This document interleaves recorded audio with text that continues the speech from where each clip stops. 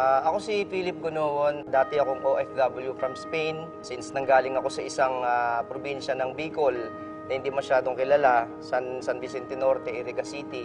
Sino nga ba mag-aakala na galing ako sa bundok? Sa totoo lang ho, lahat ng trabaho, napasok ko na.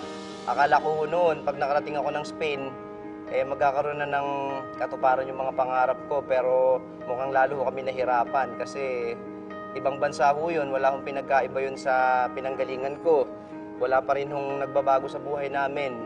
Ganun pa rin, mahirap. Ang pangarap ko lang naman talaga, mabigyan ng magandang kinabukasan yung pamilya ko. Hanggang sa salamat sa Diyos, dumating ang front row. From Spain po, walang nag-invite sa akin. Nakita ko lang, hindi ko inaasahan. Lumayo pa ako. Yung pangarap ko po pala nandito lang sa tabi.